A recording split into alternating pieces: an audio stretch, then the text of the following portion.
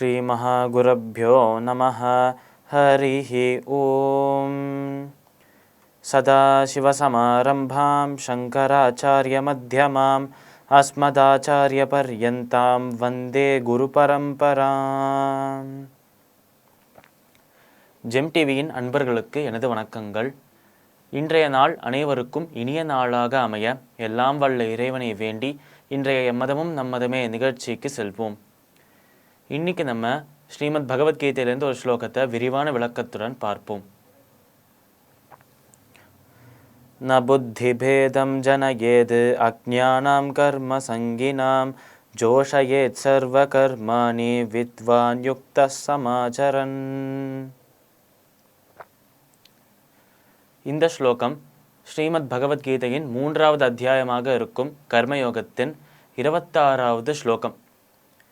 இந்த ஸ்லோகத்தில் நம்ம கிருஷ்ணர் அர்ஜுனனை பார்த்து என்ன சொல்கிறான்னு பார்க்கறதுக்கு முன்னாடி இதுவரைக்கும் இந்த அத்தியாயத்தில் என்ன சொல்லிட்டு வர்றாருன்னா, கர்மா என்றால் என்ன, அதாவது நம்ம செய்யும் அந்த செயல்கள், நம்ம அந்த கடமைகளை எப்படி ஆற்ற வேண்டும், இந்த கடமைகளை நிறைவேற்றுவதனால் நம்மளுக்கு கிடைக்கும் பலன்கள் என்ன, எப்படி இந்த உலகத்திற்கு நம்ம ஒரு எடுத்துக்காட்டாக இருப்பது ஆகிய பல விஷயங்களை சொல்லிட்டு வர்றார் நம்மளோட கிருஷ்ணர்.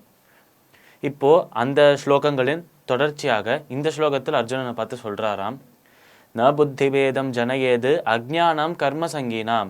அதாவது அர்ஜுனனை பார்த்து சொல்கிறார், எனக்கு தெரியும் அர்ஜுனா, ஒருத்தரை பார்த்தாலே இவர் ஞானி, இவருக்கு ஞானம் இருக்குது.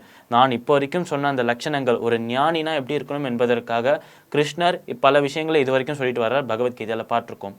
ஒரு ஞானி எப்படி நடப்பார், எப்படி பேசுவார், எப்படி நடந்துப்பார், எல்லா விஷயத்தையும் சொன்னார் கிருஷ்ணர். அதனால் இந்த ஒரு லட்சணங்கள் பொருந்திய இந்த ஒரு கேரக்டர் இருக்கிற மாதிரி ஒரு நபர் தான் ஞானியாக இருக்கணும்.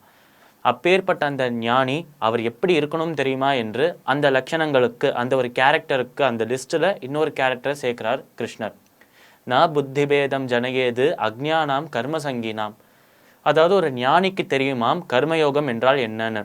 இப்போ ஒரு கர்மாவை, ஒரு செயலை செய்கிறோம் என்றால் இந்த கர்மாவை நம்ம பற்றுகள் இல்லாமல் செய்யணும், இந்த கர்மாலேருந்து வரும் அந்த பலன்கள் மீது ஆசை கொள்ளாமல் செய்யணும் என்று ஒரு ஞானிக்கு தெரியும். ஆனால் அதே கர்மாவை செய்கிற ஒரு அஜ்ஞானிக்கு இந்த விஷயங்கள் எல்லாம் தெரியாது. அந்த அஜ்ஞானியை பொறுத்த வரைக்கும் இது என் கடமை, இது சாஸ்திரங்கள்லையும் வேதத்திலையும் கூறப்பட்டுள்ளது, அதனால் இதை நான் கடைபிடிக்கிறேன் என்று சொல்லி அந்த ஒரு கர்மாவை, இந்த ஒரு கடமையை செய்தால் எனக்கு இது கிடைக்கும், எனக்கு சந்தோஷம் கிடைக்கும், மன நிறைவு கிடைக்கும், இந்த ஒரு காரியத்தை, இந்த ஒரு செயலை செய்தால் எனக்கு செல்வம் கிடைக்கும், இந்த ஒரு செயலை செய்தால் எனக்கு அந்த ஸ்வர்க்கத்தை சென்றடையும் அந்த வாய்ப்பு கிடைக்கும் என்று இந்த ஒரு செயலை செய்தால் என்ன பலன் வரும் என்னும் அந்த பலத்தின் மீது ஒரு ஆசை கொண்டு, அந்த பலத்தின் மீது ஒரு பற்றை கொண்டு தான் செய்வார்கள்.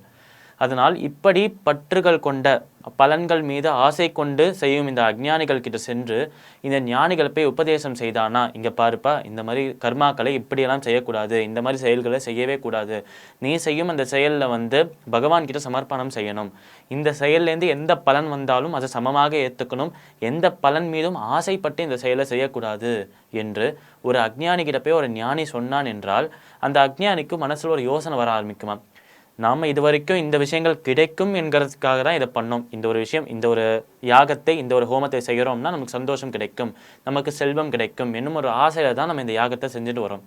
இப்போ திடீர்னு யாராவது ஒருத்தர் இந்த விஷயத்து மேலாம் ஆசைப்படக்கூடாது, இந்த விஷயத்து மேலே ஆசைப்படாமல் நீ செஞ்சா செய் என்று சொன்னார்னா, என்னால் ஆசைப்பட்டு தான் இது செய்ய முடியும், ஆசை இல்லாமல் செய்ய முடியாது என்று அந்த நபர் அவர் செய்யும் அந்த கர்மாவை விட வாய்ப்பு இருக்குது. அதனால் இந்த ஞானி சொன்ன காரணத்தினால் அந்த நபர் கர்மாவை விட்டுட்டார் என்றால் அவருக்கு மோட்சம் கிடைக்காது, அதற்கு பதிலாக நரகவாசம் தான் கிடைக்கும். அதனால் ஒரு ஞானியானவன் எப்படி இந்த தத்துவத்தை ஒரு அஜ்ஞானிக்கு விளக்கணும் என்றால் வாயால், வார்த்தையால் மட்டும் இல்லை அர்ஜுனா, அந்த ஞானி அவரின் செயல்களால் அவர் எப்படி நடந்துக்கிறாருங்கிறது அவரோட நடத்தையை பார்த்து இந்த அஜ்ஞானி கற்றுக்கணும். ஏனென்றால் எப்பொழுதுமே செயல்கள் தான் வார்த்தைகளை விட அதிகமாக பேசும். அதனால் அப்பேற்பட்ட செயல்களை இந்த ஞானி செய்தான் என்றால் அந்த அஜ்ஞானிக்கு அந்த விஷயம் புரிய வரும், அவனை திருத்துவதற்கு ஒரு வாய்ப்பு கிடைக்கும் என்று கிருஷ்ணர் அர்ஜுனனை பார்த்து சொல்கிறார். பகவத்கீதையின் 3வது அத்தியாயமான கர்மயோகத்தின் 26வது ஸ்லோகத்தின் விளக்கம் இதுவே. மீண்டும் நாளை சந்திப்போம். நன்றி, வணக்கம்.